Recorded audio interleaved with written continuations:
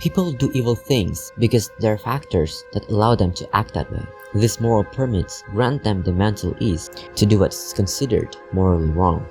That's why they don't feel guilty when they work in a fast food industry that is linked to premature death, or when a country kills civilians during a conflict.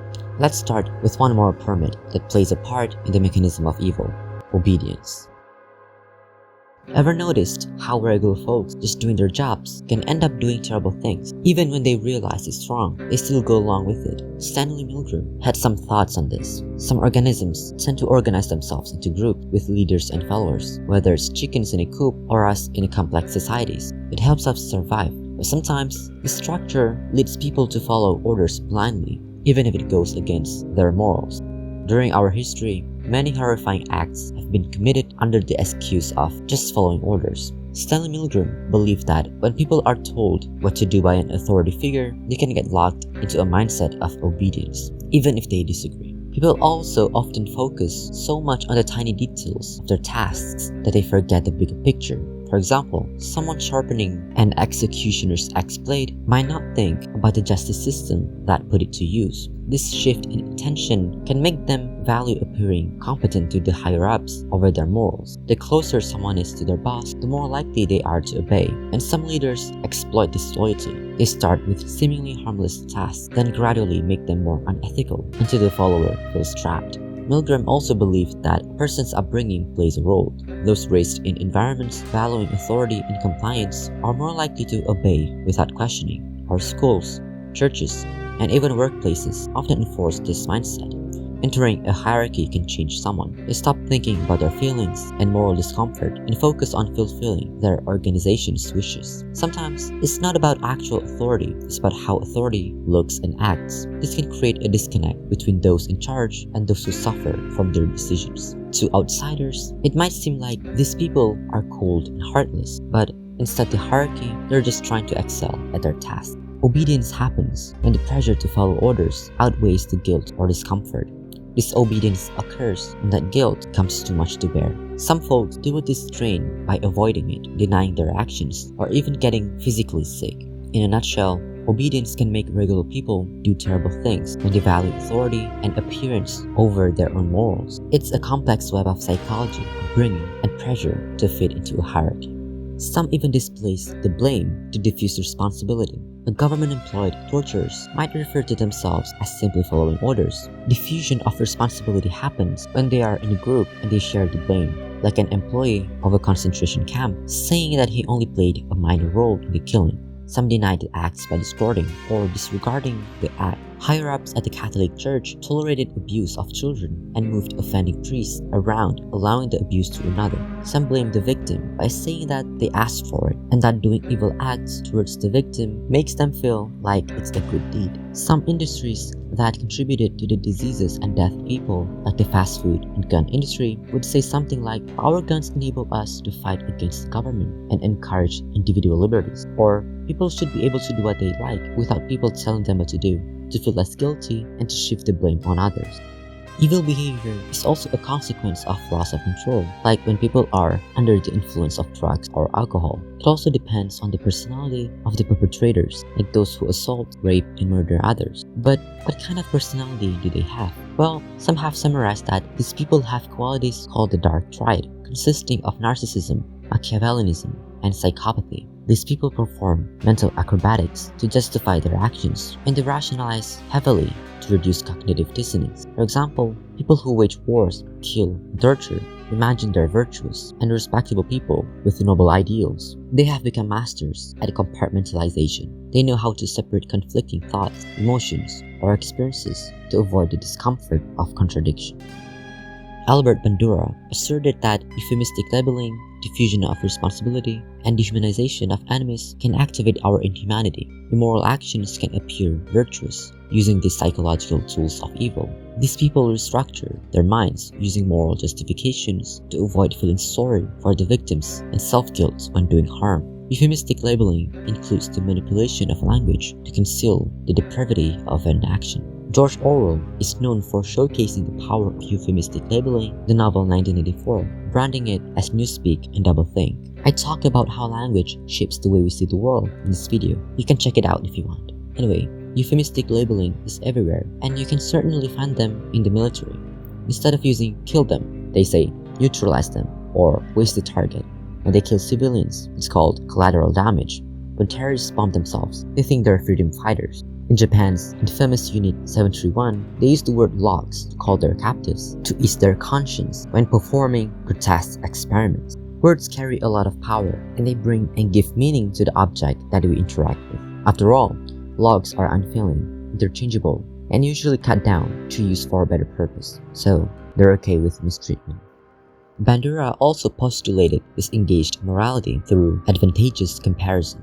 Advantageous comparison is when people justify their illegal acts by comparing them to more illegal or unethical acts. When teens are caught sneaking out by their parents, they compare it to driving drunk or doing crack or whatever that is worse than this bad behavior to justify that what they're doing is not bad. Unabomber, the domestic terrorist, blamed the Industrial Revolution for much of the world's suffering. Eric Harris, the co-conspirator of the Columbine massacre, wrote in his diary that the human race sucks. He said, "Give it back to the animals, they deserve it way more than we do." When a comparison is used that way, these people qualify their bad behavior as moral, using utilitarian justifications. So, during the Khmer Rouge, the intellectuals were neutralized because they were a threat to the greatness or stability of the Khmer Rouge. During Stalin's rule, people who weren't considered loyal were a bigger threat than Stalinism, so they must be neutralized. An action against these people became the new immorality. Under utilitarianism, any action, no matter how vile or deadly, becomes virtuous and a potential source of pride as long as it prevents proliferation of dissent. Gradualistic moral disengagement also happens slowly when cruelty is routinized, since we build tolerance for such actions. German police were often confused and disgusted when given their first order to kill, so alcohol was often passed to numb their feelings. But as time went on, they forgot the suffering of their victims and were occupied with the quality of the task. The executioners, scientists, and surgeons employed by vile regimes often endeavor to hone their skills and proficiency. Discerning the more and less efficient ways to load dead children into a furnace required thoughtful consideration. Vivisections done sloppily reflect poorly on the surgeon. Consequently, when our instinctual drive to improve and impress is applied in this context, evil is increased. Sometimes, people don't necessarily go out of their way just to do evil unnecessarily, but they want to actualize a larger goal that is not innately evil. It's just that other people are in the way of that goal, and they think the conventional method to reach that goal is ineffective, so they use violence. However, the perpetrators are actually willing to abandon violence if they can achieve the same goal without it, and this is called instrumental evil. In the 13th and 14th century, the Mongolian Empire spread, becoming the second biggest empire in history, consuming smaller civilizations. Their method of conquering relies on treating those who opened their gates to them with relative kindness, yet utterly decimating those who did not. They use violence to get what they want. However, the temporary historical success of the Mongols calls into question the effectiveness of this alternative method to a more conventional one, because their success didn't last very long. Ideologies, whether rooted in religion or secular beliefs, exert a profound influence on human behavior, often compelling individuals and groups to undertake significant actions in the name of their convictions. Religious ideologies, for instance, frequently ascribe a near infallible status to deities and religious authorities. Adherents follow the moral codes dictated by their faith, even when these codes involve practices that outsiders find deeply troubling, such as female genital mutilation, honor killings, or blood sacrifices. The rejection of religious laws can result in dire consequences, including disownment or violence. Moreover, impassioned adherents may perceive opposition as a threat to the advancement of a better world, which can lead to acts of violence that they rationalize as a form of ritualistic purification. These individuals often maintain a self-image of moral altruism, even when their actions cause harm to others.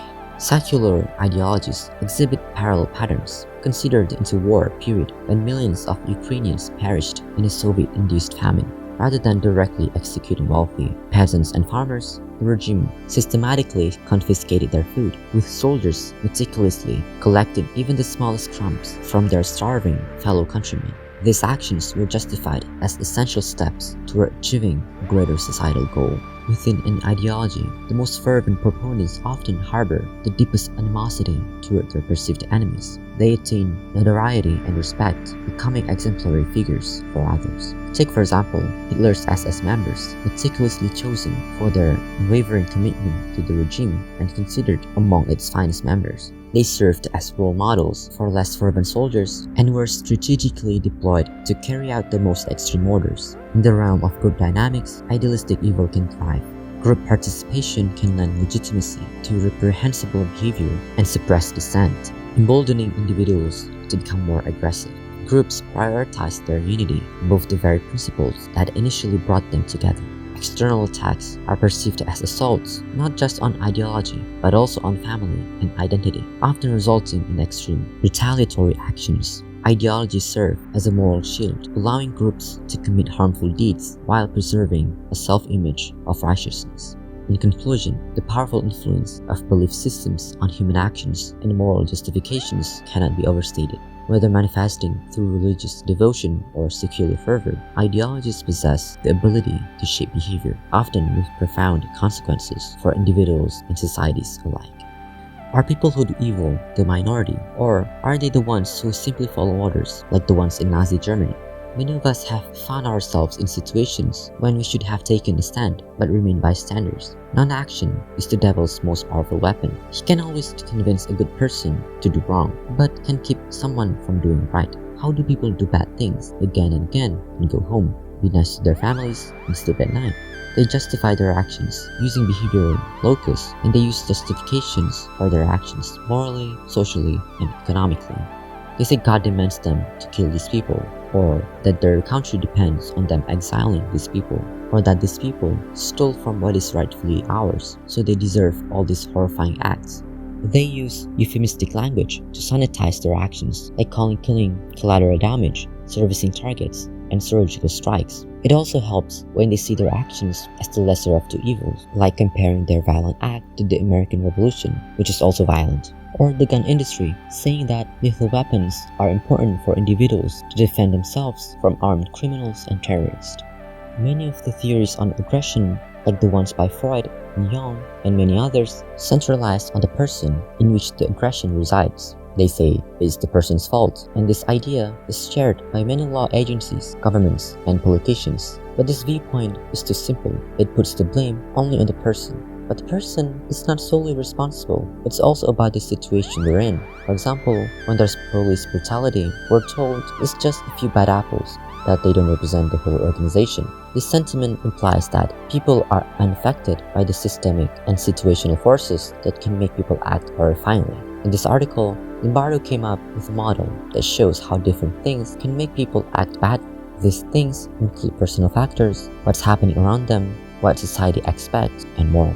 He also conducted the infamous Stanford Prison Experiment. He took random people and insisted on the most average and ordinary people with no psychological or criminal history to avoid picking the bad apples. Then, the people were randomly assigned to be guards and prisoners. The guards enforced random rules, pitted inmates against each other, removed mattresses, withheld sleep, required certain inmates to strip naked, and abused solitary confinement on inmates they knew to be innocent. This experiment tried to show how regular people can act immorally. People also like to fit in and be liked by others, and with roles assigned, the guards acted tough because they didn't want to be seen as weak or different from their peers. Extending compassion toward the inmates risks being called a diva. However, not everyone is equally likely to be seduced into evil by situational forces. Some people whose basic needs were lacking during their childhood and formative attachment years might be more easily influenced by external forces. Being in a group or subscribing to certain ideologies provides lost souls with purpose and identity. Dostoevsky wrote, "Nothing is easier than to denounce the evildoer. Nothing is more difficult than to understand him." So, we need to understand why people do evil and how evil imprisons people. Fortunately, our incredible capacity to learn and practice what we learn provides us with a sense of control over our behavior. We know signs of evil, and we can interfere and change our behavior concerning moral development. We can mimic others, imitation of gestures, postures, mannerism, and other modern movements, and they can be influenced by us if we show them kindness and compassion. The ability to interconnect and understand each other's feelings was a great advantage for our survival, and hopefully it will stay that way. We all have obligations to refuse evil win. We cannot be bystanders. Often, the terrible things that happen are not down to the people who do evil, but the decent people who refuse to confront the existence of evil. Thank you. Thank you so much for 400 subscribers, you guys. Thank you. It means a lot. It took much longer than I expected, but I'm thankful. Yeah. Bye.